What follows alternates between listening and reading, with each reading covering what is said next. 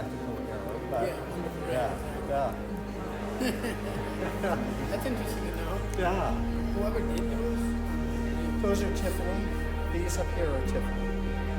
And apparently there was a woman designing a lot of the windows for Tiffany at the time, and she said, well, you gotta get a woman in the picture there.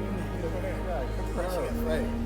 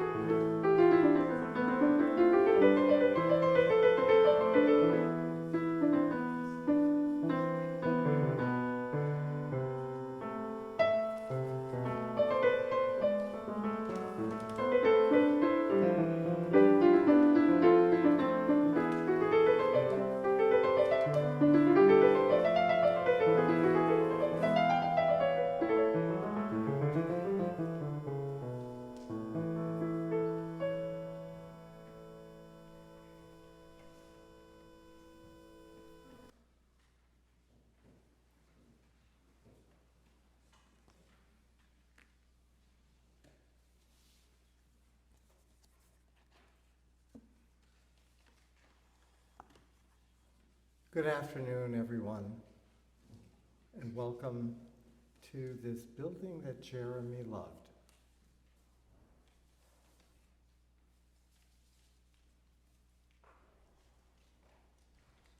Each of us who comes into this world has our own calling, our own path to walk. Some of us ignore that path or are resistant to it. Others might make a half-hearted attempt. And their lives can become stagnant, perhaps even bitter. And then there are those who walk with firm and brave steps, giving cheerfully of themselves and their gifts to the world, strengthening and helping others as they go, carrying bravely and joyfully all that life has given them. And they do not falter at the end of the day. We have come here today to celebrate the life of one such as this. Jeremy Dupertuis Bangs.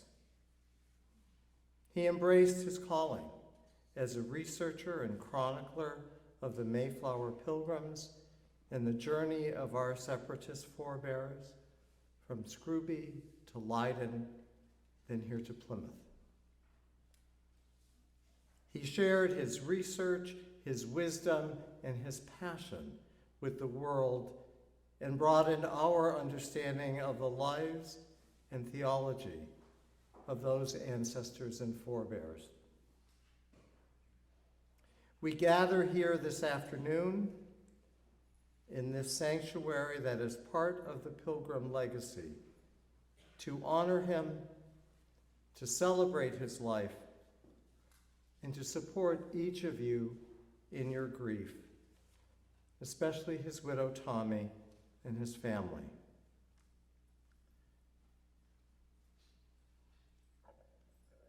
He had a good life, yet so many think that death has taken him too soon.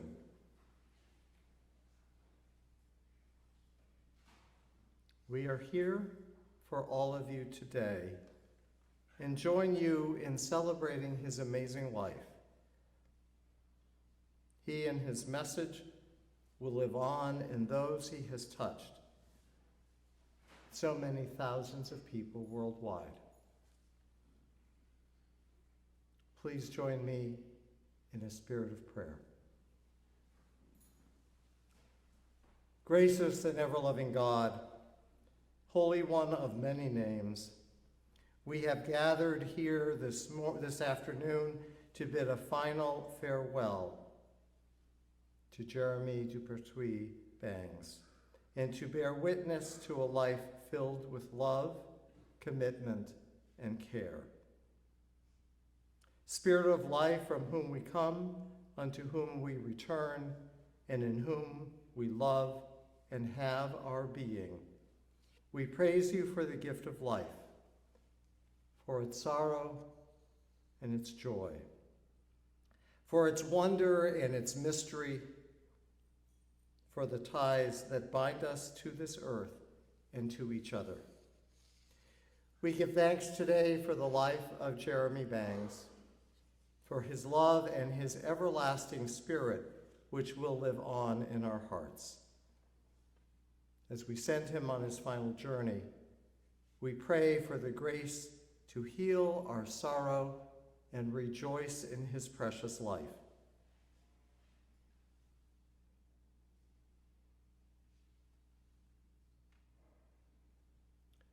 Please join me in reciting the Lord's Prayer. Our Father, who art in heaven, hallowed be thy name. Thy kingdom come, thy will be done, on earth as it is in heaven. Give us this day our daily bread, and forgive us our trespasses, as we forgive those who trespass against us. And lead us not into temptation, but deliver us from evil. For thine is the kingdom, the power, and the glory forever. There's been some rearranging of the program this morning. In place of In the Garden, which is listed as a hymn being sung now, we will have the Nunc Dimittis, which was arranged by Jeremy and is on the Next page.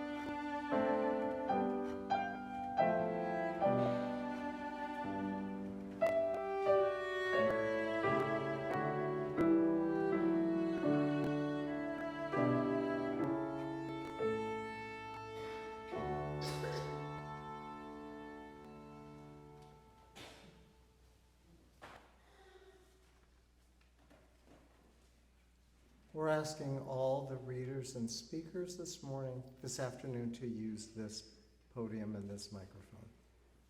Anders?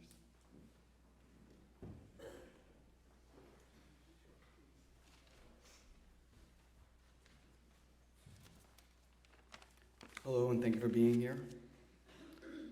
John 14.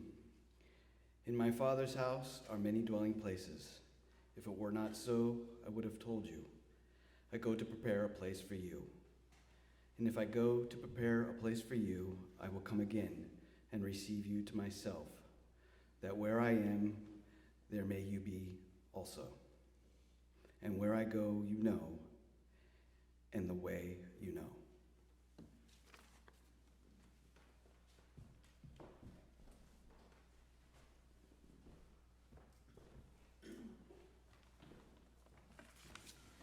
Psalm 23. The Lord is my shepherd, I shall not want. He maketh me to rest in green pasture, and leadeth me by the still waters. He restoreth my soul, and leadeth me in the paths of righteousness for his name's sake.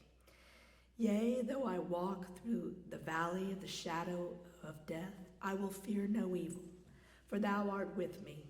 Thy rod and thy staff, they comfort me. Thou dost prepare a table before me in the sight of mine adversaries. Thou dost anoint mine head with oil, and my cup runneth over. Doubtless kindness and mercy shall follow me all the days of my life, and I shall remain a long season in the house of the Lord.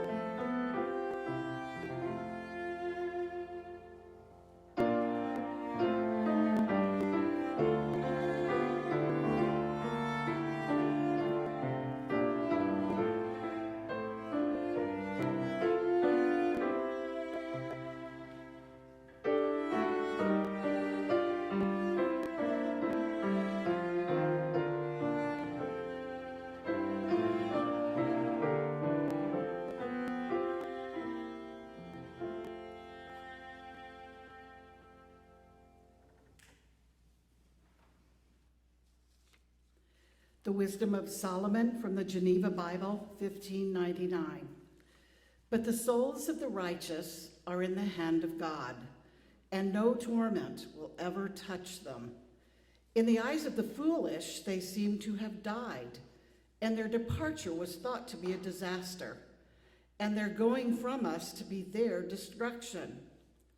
But they are at peace.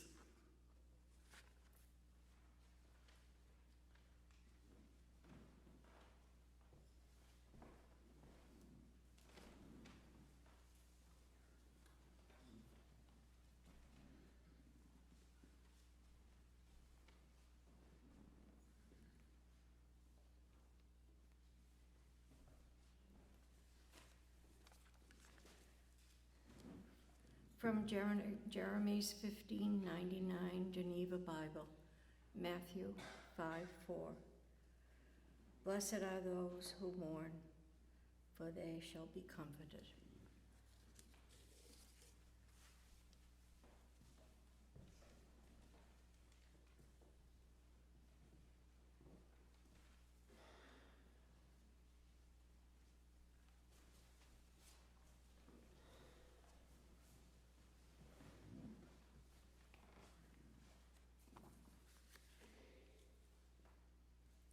Thank you all for being here, and thanks to all of you who have connected on Zoom and are joining us from other locations.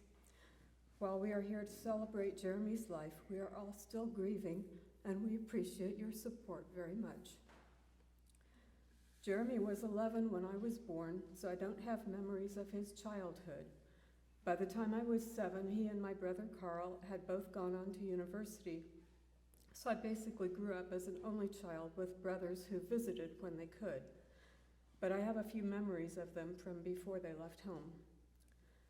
My parents were raised in Oregon and Washington and moved to the Midwest before I was born, but they leased land from the Forest Service in Oregon on an area reserved for summer homes, and they and my brothers began to build a cabin in the woods so that we could visit during summer vacations.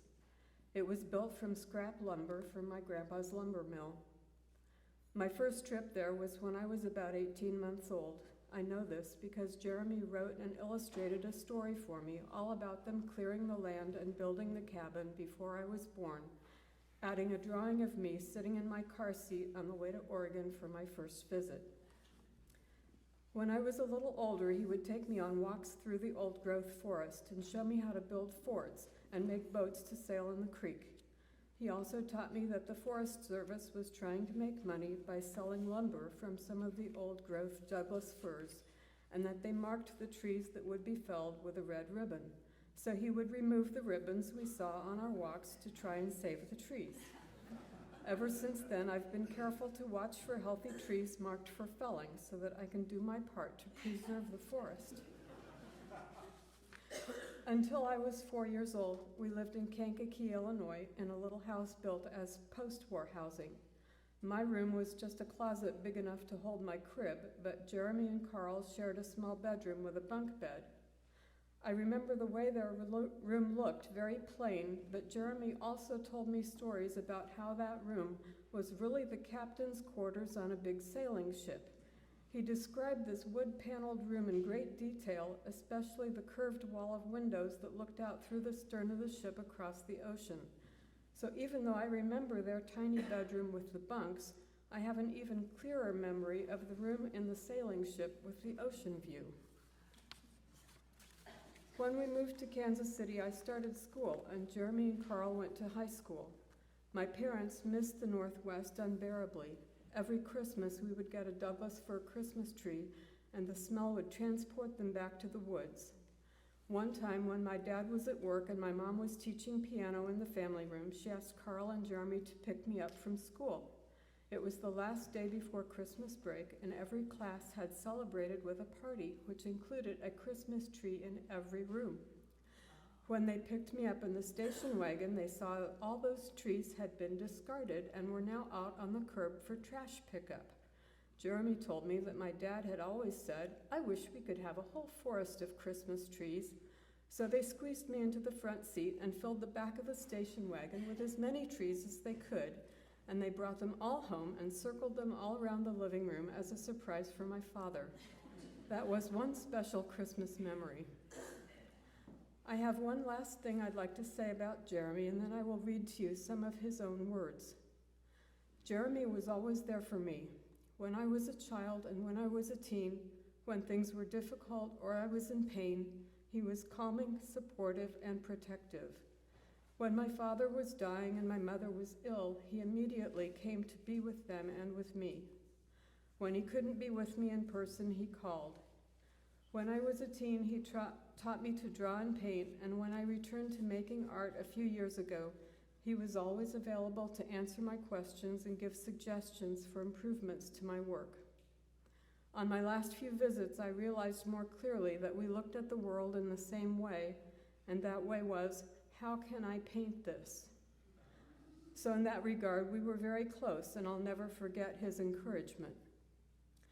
I recently rediscovered a letter that he wrote home from the University of Chicago in 1964, and I'd like to read you parts of it. He wrote it after returning to school after Christmas break. He would have been about 19 years old, almost 20. Dear Mom, Dad, and Jean, the train was late leaving, but I got to Chicago at about 9:30 or so. I put my suitcases down on a seat and went forward to the dome car with the bagpipes because there was no good place to put them. After a while, some students from Knox College came over and asked if those were real and would I come back to where they were sitting and play them.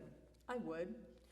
After lunch, about 20 returning students took over one end of the car and sang songs. By this time, the rest of the car was filled also, and most of the people had not heard my bagpipe, so I played it again during a lull in the singing and surprised a lot of old businessmen who were discussing how much insurance they had and what the death benefits were.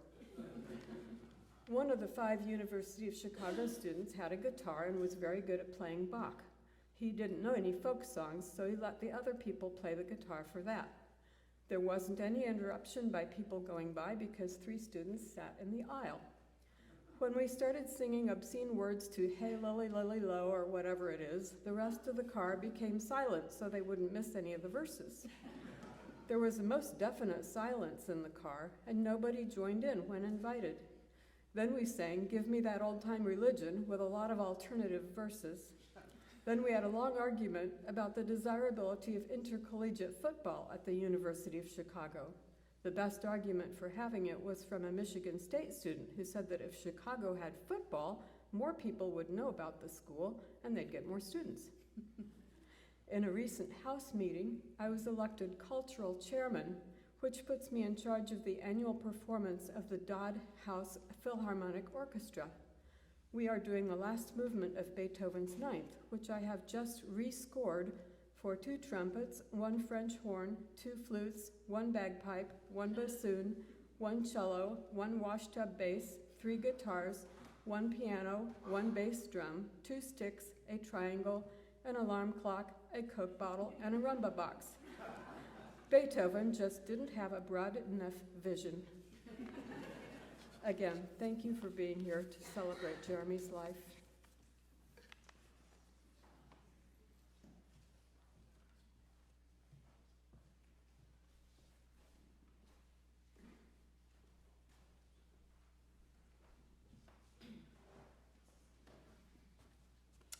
Hello, I'm Jeremy's daughter, Erica, and I'm glad everyone's here. Thank you.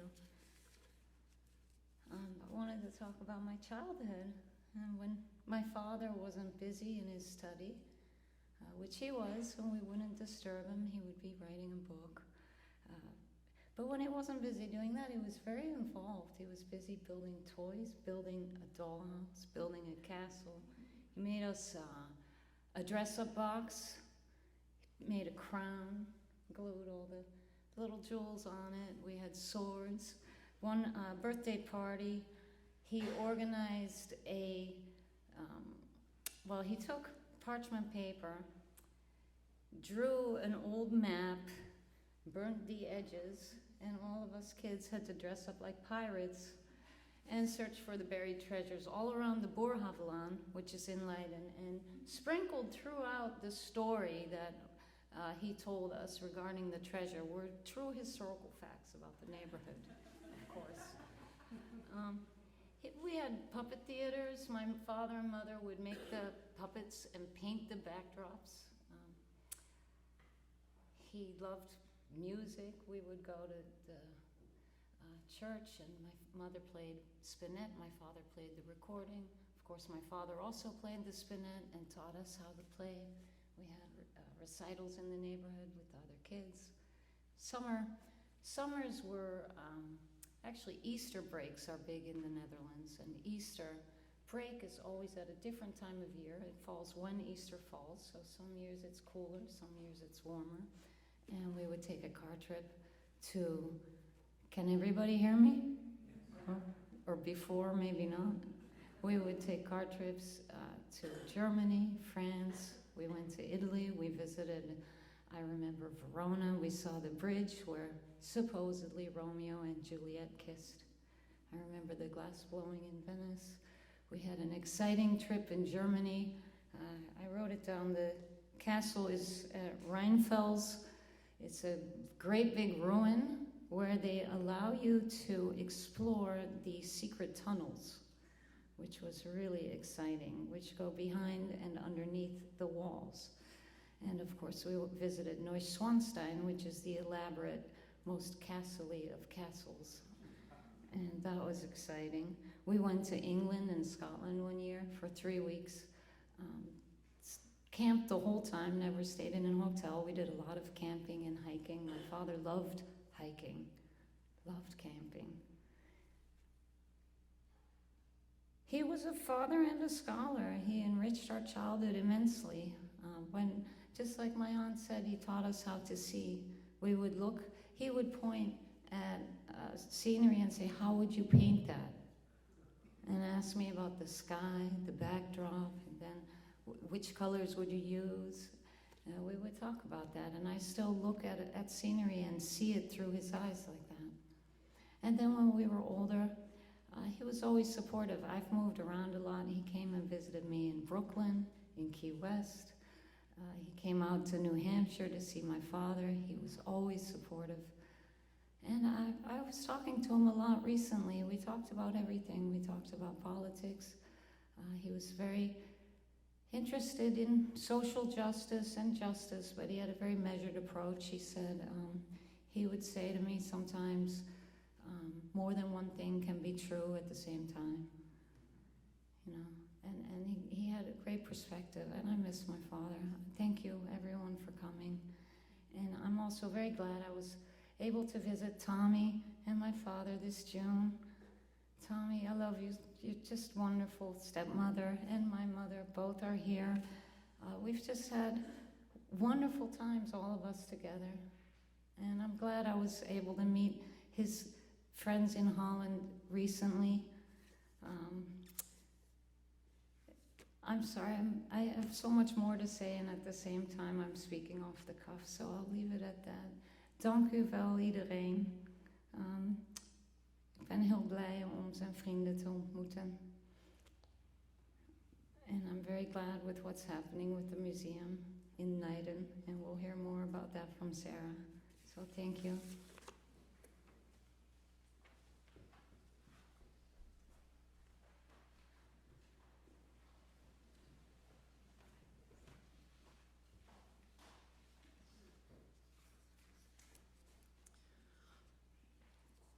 Good afternoon, I'm Peggy Baker.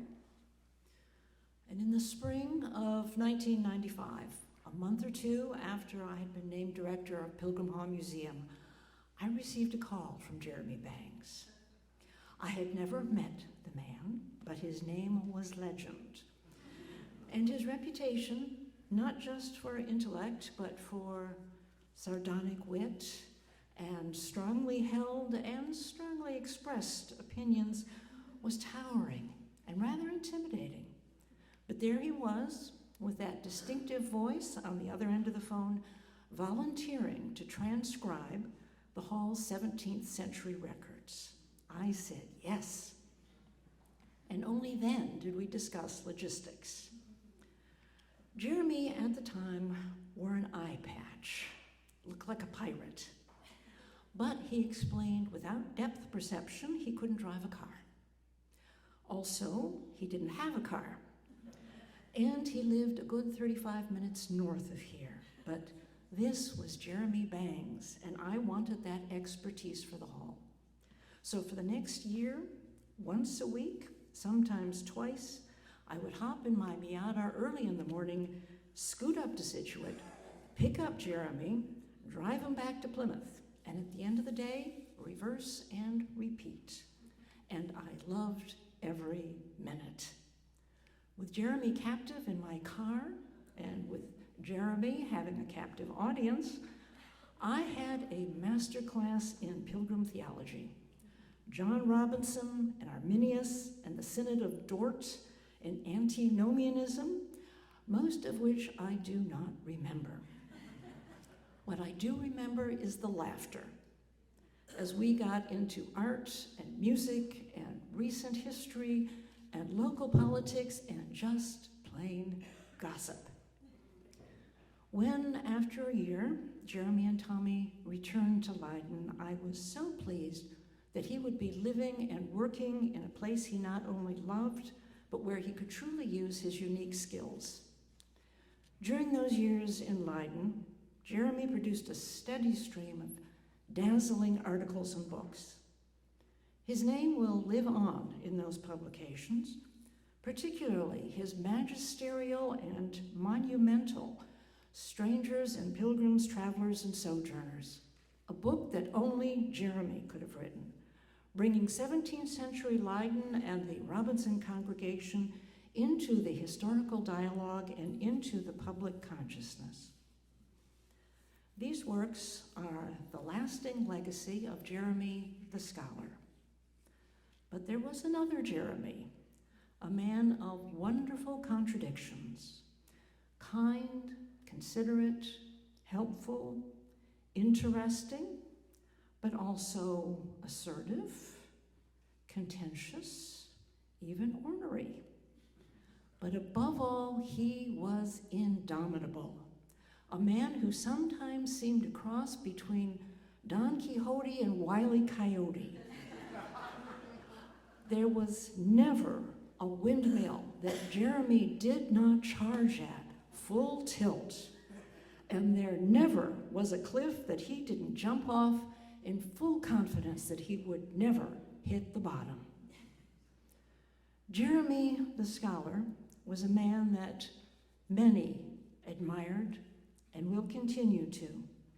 But this other Jeremy, this was the man that we held dear, the man we laughed at and with, and a man that we will mourn and remember.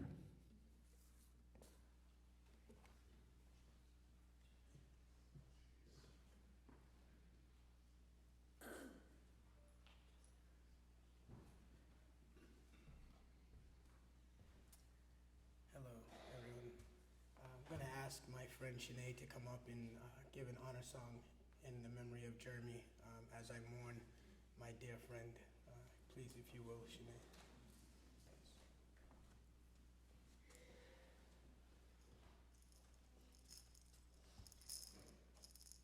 Honey, nay, ha, ho, yo, honey, nay, ha. Way, ah, ya, way, ah, ya, honey, nay, ha. Honey, nay, honey, nay. Honey, nay, oh, yo, honey, nay, way, ya, way, ya, honey, nay,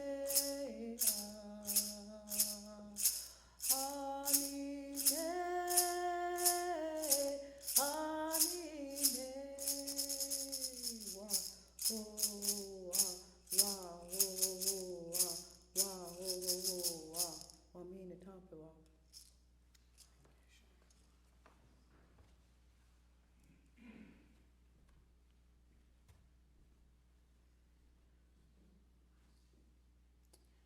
Good afternoon, ladies and gentlemen. My traditional name is Wampamikund. I'm a friend of Dr. Bangs. I serve as a council chief sachem for the local tribe called the Mattakeesit, Massachusetts people here in the southeastern region.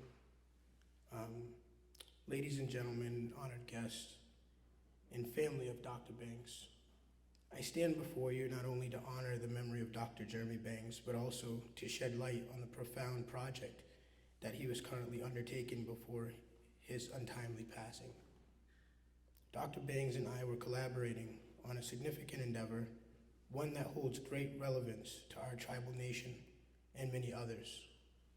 A book that presents an overview of the complex interactions between the colonists and several tribes, including the Nauset's, the Pokanokets, the Massachusetts, the Pecasset, and others. Dr. Bangs had devoted himself to the early part of this project, delving deep into the history of our tribes during the early interactions with the colonists. His meticulous research was bringing to light the first contacts, the exchanges, and the challenges faced by our ancestors as they navigated in this new world. Our collaborative effort also sought to extend this historical account into the 18th and 19th centuries. In this later part of the project, Dr. Bangs was diligently exploring the developments of the reserves for each tribe. He was dedicated to unraveling the complex mechanisms by which the lands of our tribes were stolen at the time, and how these reserves were set up in ways that often left us marginalized and dispossessed. The project aimed to provide a comprehensive understanding of the history that has shaped our communities. Dr. Bangs' passion for uncovering these truths was a beacon of hope for many of us, promising to shed light on the injustices of the past while also providing a roadmap for how we can move forward as tribal nations in the present day today. As we gather here to honor Dr. Bangs, let us not only celebrate his legacy, but also pledge to continue the work that he started. Let us ensure that the pages of this unwritten history are filled with the stories of resilience, courage, and determination that defined our tribal nations and our communities as a whole. Dr. Bangs may no longer be here with us, but his dedication to the truth will guide us as we press on, making sure that this work is completed and that the voices of our ancestors are heard. And I just wanted to share one more. I wrote a poem when I found out that he passed, and I'll share that with you all. It's short. In memory of Dr. Bangs, we pay our respects today. A historian of pilgrims who showed us the way. From England to Leiden, in a treacherous sea, to the Massachusetts Indian land, their new destiny. With passion and knowledge, he unraveled the past, revealing the pilgrim's journey from first to their last. Through books and through lectures, he shared with great care the tales of those pioneers, a history rare. He brought the Mayflower story to life once again, the struggles, the hopes, the courage of men. In Leiden's cobblestone streets, they found their brief peace before sailing to shores where their dreams would increase. Dr. Bangs, a scholar, in his work he excelled, his research a treasure of which we all held. A legacy left for the curious and wise to understand better how the pilgrims did rise. Though he's gone from this world, his work will endure, for in books and in minds, his knowledge is pure. We remember with gratitude the lessons he shared, of pilgrims who ventured, of those who once dared. Thank you.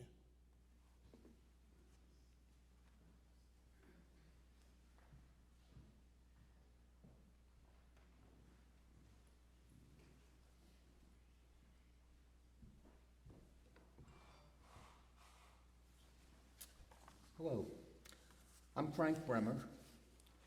The speakers who have already delivered their remembrances and those who are yet to speak knew Jeremy longer and better than I, and are more familiar with his myriad gifts and activities. All I can do is reflect on my friendship with him and my appreciation of his scholarship. Looking back, though we were somewhat familiar with each other's work, Jeremy and I first began to exchange emails and share text just about 20 years ago.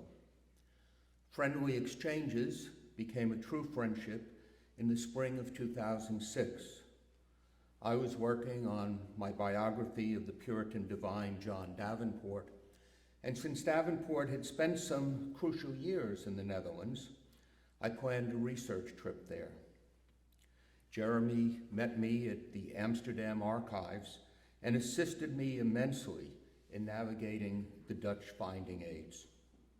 A few days later, my wife and I traveled to Leiden, where we visited the museum and had lunch with Jeremy and Tommy. We had a strong connection based on the fact that we both saw religion as central to the story of the Pilgrims and Puritans.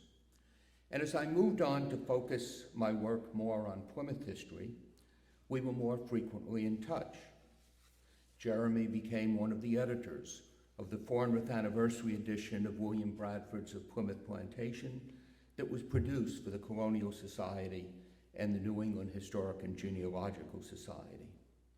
He generously allowed me to use some of his artwork in my book, One Small Candle. I worked with him to arrange the donation of many 17th and 18th century publications he had collected to the Congregational Library in Boston, and invited him to share his views in 2 YouTube videos for the library. While he contributed much to our understanding of early Congregationalism in England, the Netherlands, and New England, his interest in early Plymouth was much broader. His transcription and analysis of colony and town records that Peggy alluded to provide an invaluable resource for understanding the everyday experiences of the colonist. And long before it became popular, as chief curator of Plymouth Plantation in the late 1980s, he showed an interest in understanding Native history and culture, an interest sustained as he edited and wrote about Indian treaties in the years that followed. In one of the last emails I received from him this past August, he wrote on working on the piece that was just mentioned about native land reservations and land loss. Today, most of all, I remember Jeremy's generous sharing of his knowledge during his long and ultimately unsuccessful struggle with disease. Over the past 4 years, a week rarely passed when I wasn't asking him a question or running an idea past him, and his response was always prompt and worth listening to. Now, as I'm working on a biography of William Bradford, I still find myself wondering, what would Jeremy think about an issue that is surfaced, and missing his wise counsel? I've always felt that Jeremy did not get the academic notice and respect that his work deserved because he was not affiliated with a major academic institution. I found him a scholar with great insight who was generous with his time while not suffering fools gladly, something particularly notable in some of his book reviews. He had strong opinions, but was always receptive to new perspectives. His writing was clear and suffused with wit. He had researched more deeply into the primary sources of Plymouth history than anyone else I know, and he was always true to the sources, even when it ruffled feathers, as it did on more than one occasion. I will miss him as a scholar and as a friend.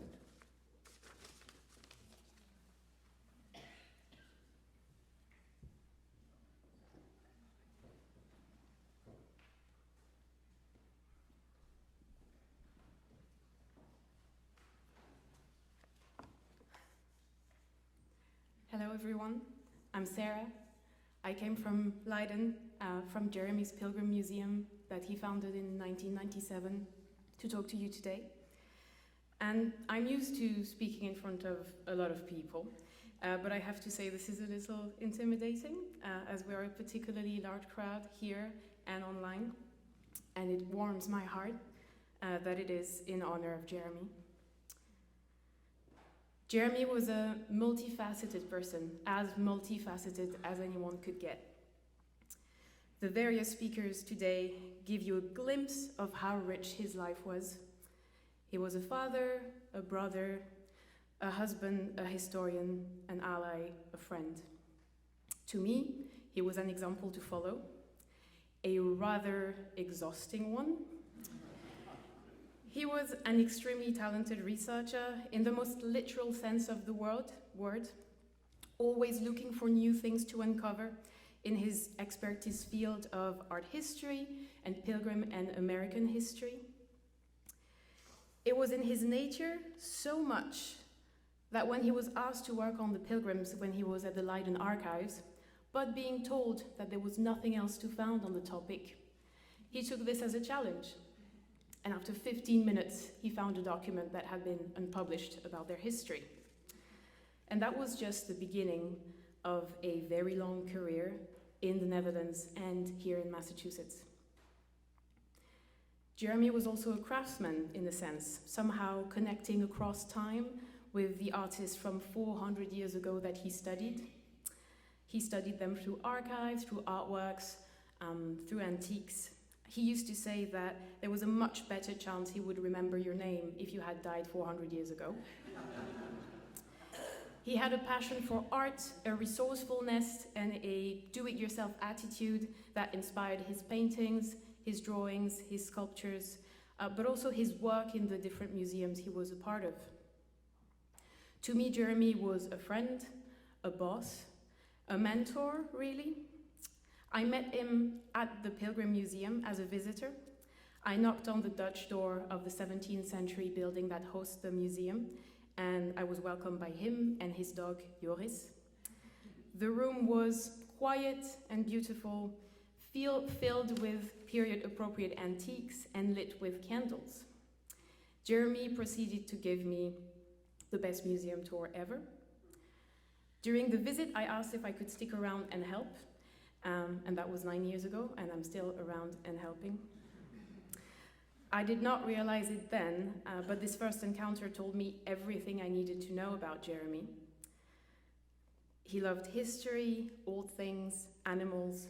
He spoke stoically, slowly, and expertly about everything in the room. He made jokes that required all of your attention if you wanted to catch them. But not to worry, I was going to hear many over the years, some of them repeatedly. He used to say that everything in the museum was old, including the jokes. I feel proud and lucky to have been able to learn from him and work with him for so long. There are not so many people in one's life about whom you can say that they changed your life, but Jeremy has definitely been one of them for me. He has been such an encouraging and unique force in my life, and in many lives, I'm sure. And the only time he would ever get annoyed at me is when I was doubting myself. And I will try to carry that with me as long as possible. It took me 7 hours and 10 minutes to fly here and be with you today. And although I am grateful for the modern comfort of a plane, I find myself almost wishing that it had taken 66 days on a sailing ship.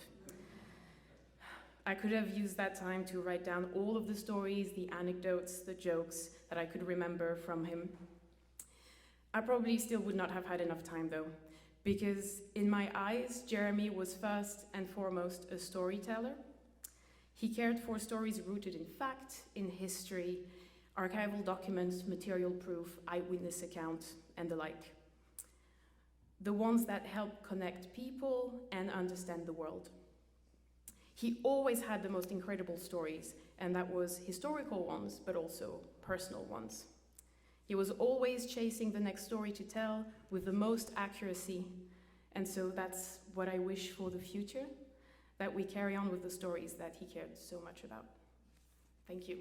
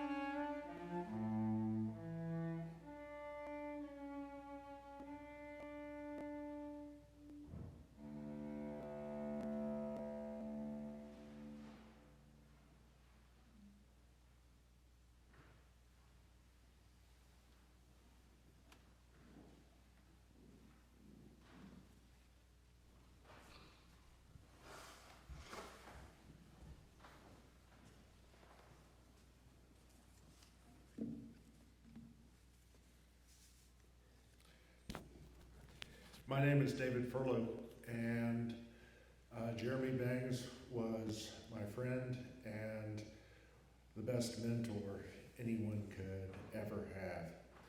Ralph Waldo Emerson declared that each of us needs someone to make us better than who we are. Jeremy Dupertwee Bangs, a world-class scholar and historian, a man who painted with words and painted with paint, an artist, an art historian, a composer and arranger of music that revealed the history of religion in the world, and also a loving husband, a loving brother, and a loving father.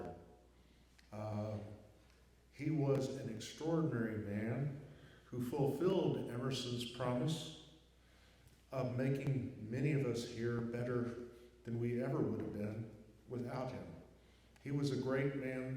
We mourn his passing and have within us the power to continue his legacy.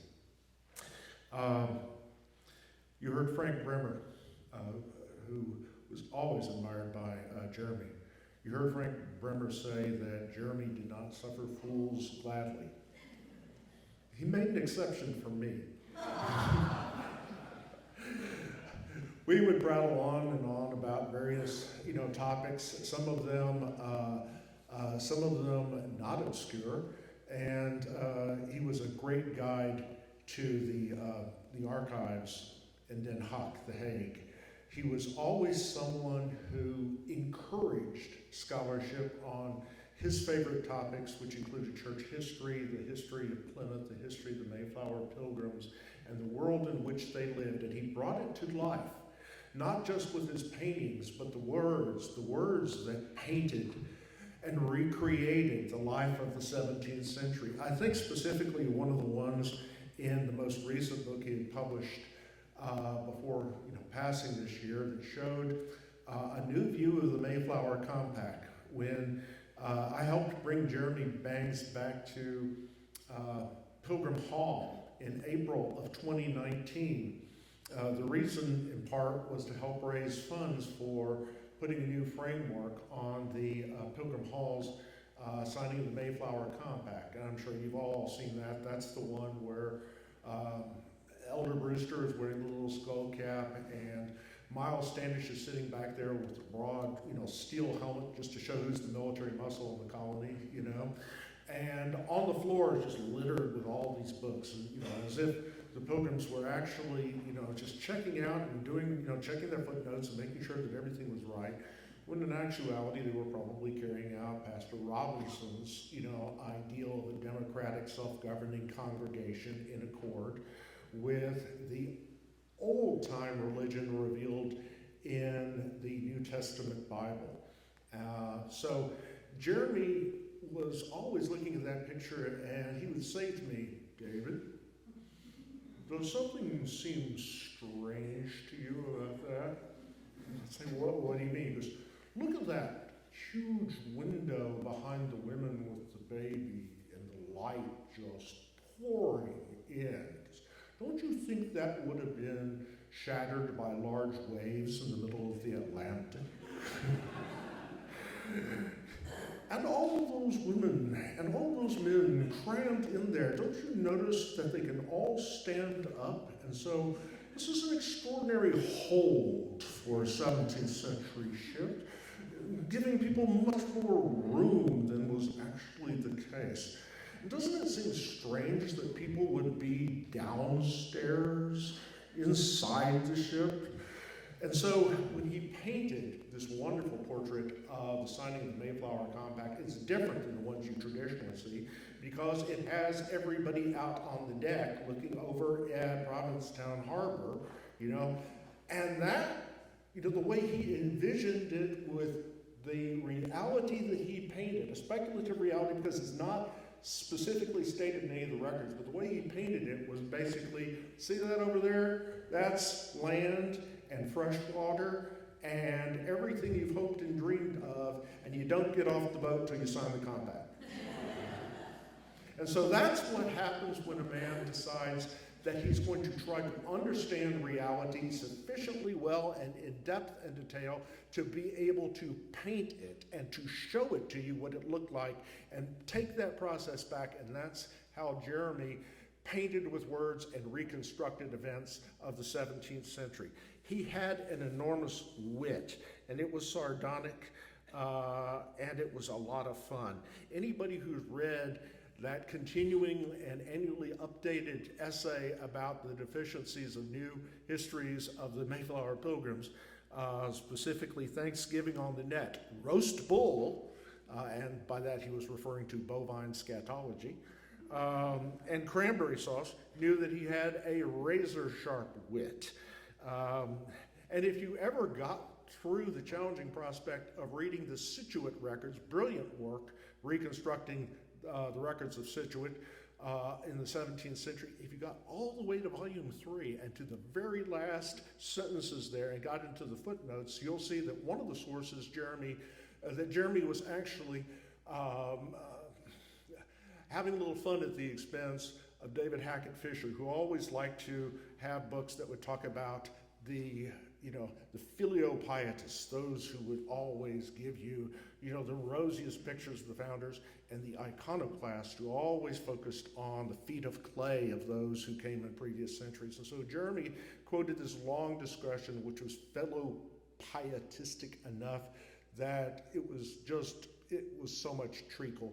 And then he contrasted it with a long quotation from H.P. Lovecraft from the Dunwich Horror about New England families that had degenerated over the centuries into semi-human conditions. So this is what awaits you if you actually go through his footnotes. I remember one of the things that was always exciting to me about was how Jeremy interacted with people on Facebook, because there were people who always followed him, wanted to know what he had to say. Patty Haskins, you know what I mean by that, and he had brilliant and pithy responses on to point. On one occasion, he published, an article about the Pilgrims, and somebody got him wrong as to who he was and posted a comment that was frankly racist and offensive on several different levels. And Jeremy responded in his own special way. He says, social scientists have developed an app that enables you to determine which of your friends are bigots, fools, or extremists. It's called Facebook. And so that I just will always remember about Jeremy. Jeremy's family. We all know Jeremy as this tilter at windmills, this chaotic character, brilliant man. But with respect to his family, Tommy, you and Jeremy wove together a life. We met you, Lisa and I met you and Jeremy some 15 years ago when he took us through the museum, gave us one of those tours everybody who ever went on one remembers as being the best tour you'd ever get of Leiden. And here's Mr. Brewster's brick wall where Mr. Brewster was, and here's everything you would want to know about all of these things, and also about Roman Leiden too. And then we came over. He invited us, to stay over and to drink wine with Tommy, and that lasted till somewhere after midnight, and was quite simply one of the finest conversations Lisa and I have ever had. So Tommy, you gave him serenity and warmth and stability, and through all of that, you gave us Jeremy at his best in the decades, since we first got to know you. Jean, you were the sister he loved, and all of the photographs people will be able to see in the Jeremy Bangs Celebration of Life PowerPoint video we'll put on at the Church of the Pilgrimage shows photo after photo after photo of Jeremy and Jean together at all the different phases of his life. Erica, you were the daughter he loved and took to so many places that he wanted you to see and to savor this scholar's understanding not only of the 17th century world, but of the world that he loved, of scholarship, of music, of poetry, of museum work. And Barbara, I'm so glad that you came here. I wish to salute you because I have not met you until today. Jeremy poured his life force into his work. And for the past 6 years, I've been struggling with cancer as well as MS. But I mean going through one phase after another of chemotherapy and radiation and regimes of drugs and hospitalization that would have exhausted most other men. And yet he persisted in being a scholar. He was doing everything he could to shed new light on the old colony. One of the titles of one of his last and most brilliant books that looked at it, that shed light on not only Plymouth colony, but all of New England and New Netherland and native lands and the dispossession of native peoples. He wrote Intellectual Baggage, The Pilgrims in Plymouth Colony, Ideas of Influence, to trace the institutions and the books that influenced the Pilgrims, to teach us what things we could learn from them. That was in the year 2020. The same year he worked with Frank Bremer, on this, the 400th anniversary scholarly edition of Plymouth Plantation by William Bradford. And not only that, also published Pictures, Places, and Memories that give us, so much of the art that he had been creating for so many years, the drawings, the photographs, the paintings, and also Images of Leiden and of Pilgrim Topics. That's 4 major works in 1 year, 2020, giving everyone an opportunity to read some very good books at a time when we were otherwise having to mask up and stay at home. That was what Jeremy gave us for the year 2020. And what that reflects is a pace of publishing beyond that of almost anyone else I know who was well. But Jeremy did this while he was sick and while Tommy was there, sitting there to comfort him and to enable him to do that, for which we all owe her great appreciation. Jeremy's pace of publishing reminds me of Andrew Marvell's poetry. He's a 17th century Stuart writer who wrote, "But at my back I always hear time's winged chariot hurrying near." He heard that chariot, responded, and wrote more. "Thus, though we cannot make our sun stand still, yet we will make him run." And that's what Jeremy did with that incredible outpouring of energy and scholarship that we were all witnessing and seeing the benefit of, while also running the museum, expanding it to include a new campus with the assistance of Wang Choi and with Sarah and with Jane Thurlow. Did all of these things, did far more than any other person I could imagine working together. And that he reminded me of Dylan, the advice of Dylan Thomas, who said, "Do not go gentle into that good night. Old age should burn and rave at close of day. Rage, rage against the dying of the light." Except that Jeremy didn't rage, rage, rage. He wrote, wrote, wrote, and preserved for all of us all of that expertise that had accumulated over so many decades of original scholarship and hard, hard work. That brings me to something John F. Kennedy said: "We must find the time to stop and thank the people who made a difference in our lives." That's why I'm pausing here to thank Jeremy Bangs for that which he did for all of us, the difference he made in all of our lives, our scholarship, our understanding of New England, New Netherland, native lands, and the birth of America.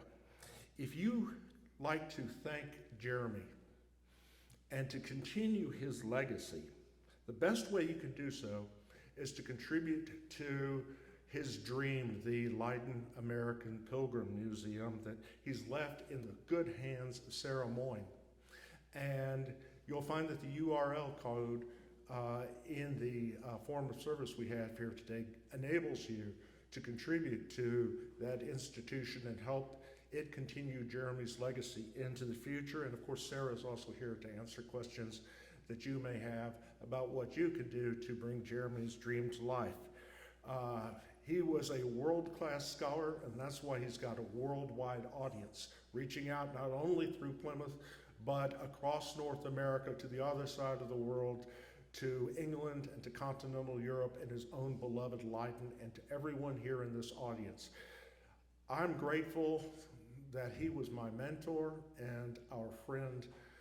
We all loved him, and I thank you for giving the time to listen to my own words about this. I also want to say this too. Thank you, Jean, for putting together all of the pictures that tell the story of a scholar. Thank you for Fred and Christina Evelyn, and they played, amongst other things, Nunc Dimittis, which was the Latin song of St. Simeon that goes back to the 4th century AD and reflects the religious heritage that Jeremy sought to preserve. The words Nunc Dimittis means now let us depart. I want to thank Lydia Robertson, who's arranged the videos that will preserve this meeting here. And I want to thank most of all Tommy, who reached out to me and asked us to come celebrate the life of Jeremy at this meeting here today. And she is our last speaker, so I turn the forum over to Tommy.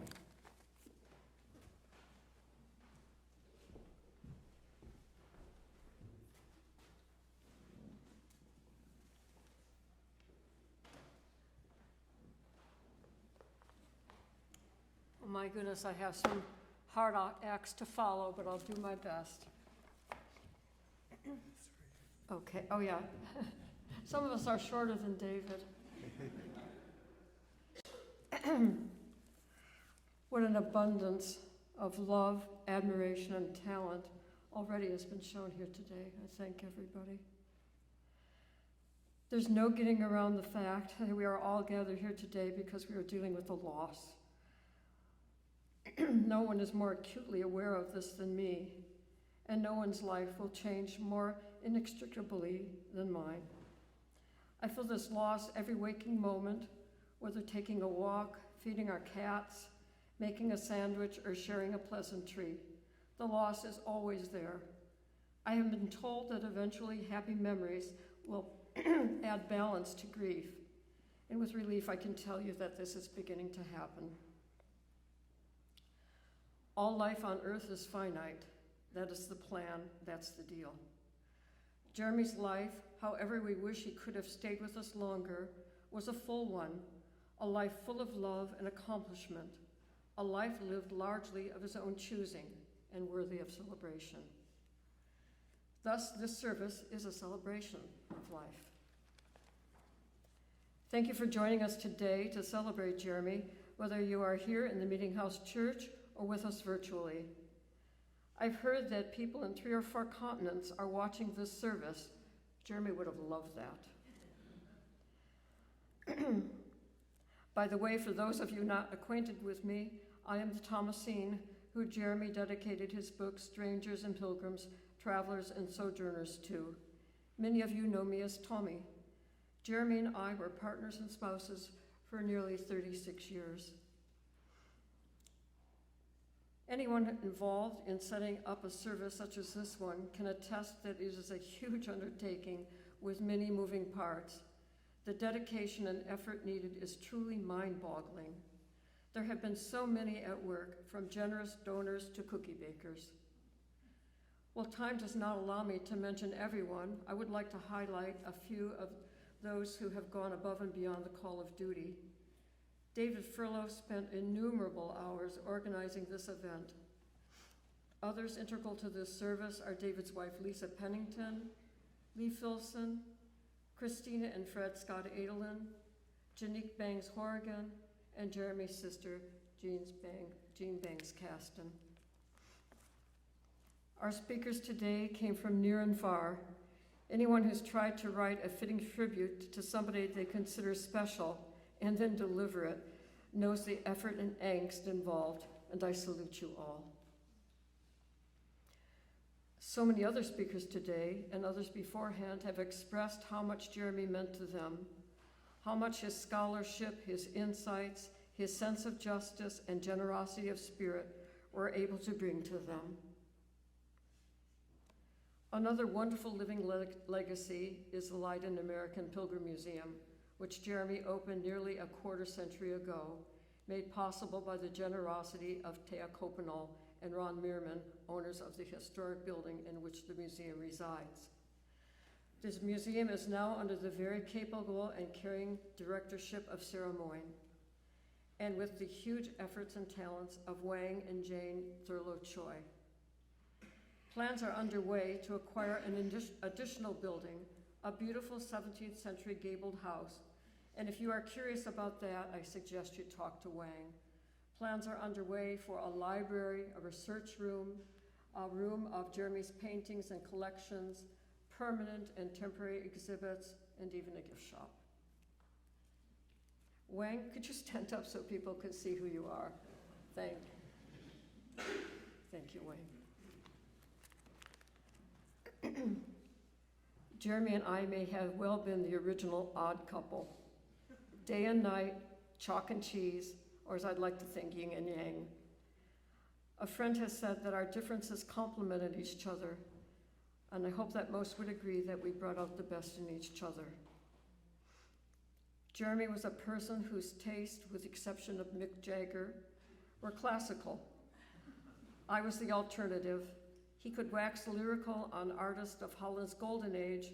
Well, as far as Dutch artists go, I have declared a second golden age, including artists such as Verger, Van Hoytema, Berlage, Jan and Charlie Turrup, but I digress. Jeremy enjoyed Sweelinck, Bach, and Beethoven.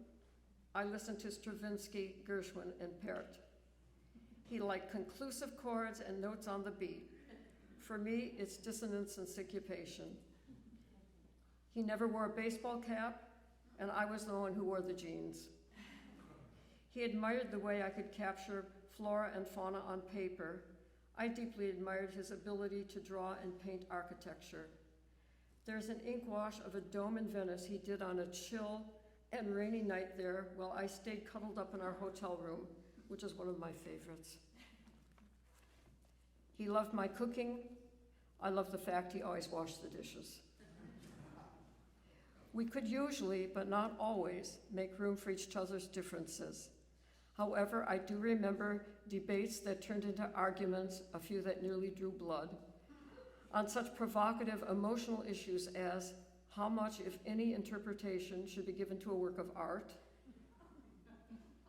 Why would anyone who professed to loving bread hate bagels? And what is the most aesthetically pleasing placement of pictures on walls? No, not there. Thank goodness our political views were closely aligned, and we both agreed that the very best place for our dogs and cats at night was cuddled up next to us. There were happy times, challenging times, and sad times.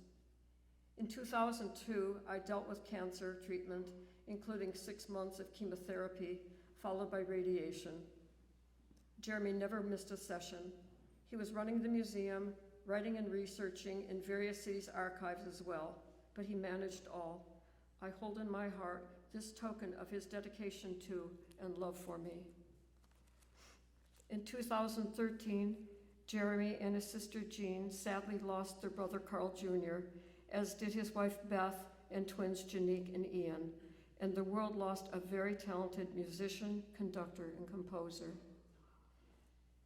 And on August 26, 2017, 6 years to the day before Jeremy's death, we lost his beloved son, David. It was an unexpected, tragic loss for us, David's mother, Barbara, and his sister, Erica. I hope and think that all of us were able to gather some comfort knowing how happy David was at home in rural New Hampshire, loved and supported by his friends, but it was such a blow. There were also happy times. We had the adventure of living in a 16th century house in Leiden's Old Center for 18 years, before moving to a lovely modern apartment complex, making friends there, and helping to design a bee and people-friendly set of gardens and tending them as part of the garden team. We traveled through Europe, we always had good fun, and I had the advantage of having my own personal historian as guide. My son Anders remarked to me once how much he appreciated the work that Jeremy put into organizing family tours excuse me, to France and Germany. His knowledge and expertise his knowledge and expertise brought everyone such a rich experience. Erica has spoken of her very special and unique childhood as Jeremy's daughter. Along with our children, Jeremy leaves behind his daughter-in-law Ida and son-in-law Dan, both of whom he loved and admired, and granddaughters Lydia and Corinne, who he loved dearly and whose activities he followed closely with interest and pride. Jeremy was a person endowed with great courage and tenacity. The dread diagnosis given to him did not alter these attributes. Some of the work he accomplished in his last years will probably have the most immediate positive effect, while the whole body of his varied work will be a lasting legacy. May his ability and strength to carry on through adversity and continue to do good work provide an example for all of us. It's not over till it's over. It may not even be over after it's over. A bit like love, really.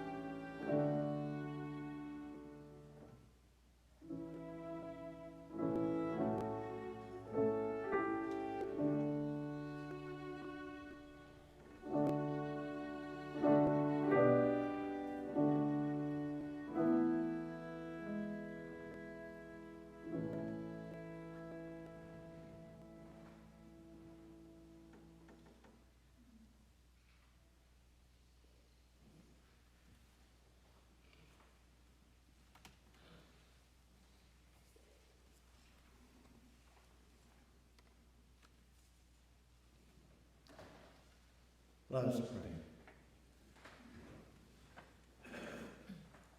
God of our forebears, who continues to fill us with life, with wisdom, and with blessings, be with us today and bless all who are gathered here as we remember and celebrate the life of Jeremy Banks, who's been called forth from this world. We are ever grateful for the gift his life has given to all of us. His loving and life-affirming presence in the world has truly made the world and our lives better. We offer our prayers this afternoon for his family and friends, especially his widow Tommy, his daughter Erica, his sister Jean. May the love that binds all of you together bring healing to your grieving hearts. We also remember in prayer those family members and friends, especially Jeremy's brother Carl and son David, who have passed away. We can never fully understand the mysteries of life and death. We ask only for the strength, dear God, and the wisdom we need to face this hour of sadness and grief. Loving God, give us the grace to find comfort in our sorrow. Give us the courage to heal our broken hearts. Give us the strength to get up in the morning and to love again. And help us to remember the joys of his precious life. Amen. Jeremy to Purchase Banks, your spirit is so very present among us today as we celebrate your life. It has been a life filled with many joys, triumphs, and sorrows. You have visited this earth for a short while and have touched so many with your love, your scholarship, your wisdom, and your care. We honor you this afternoon as we celebrate your life. We bless you, and we send forth your spirit to be one with those of your family and pilgrim forebearers who meant so much to you. Jeremy, may you live forever. May you rest forever in peace, knowing the joy of a life well lived. And may you dwell forever in the heart of God. Amen.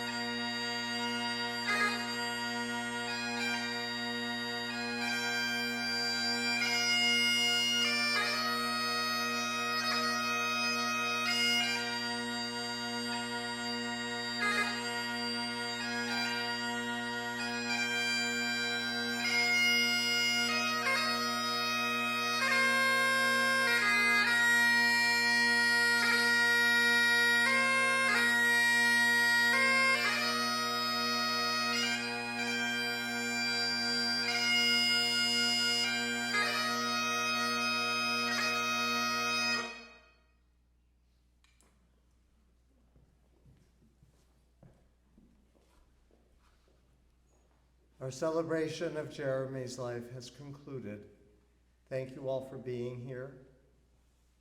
His life will, of course, live on in the hearts and minds of all here, all watching online, all that he touched in so many ways.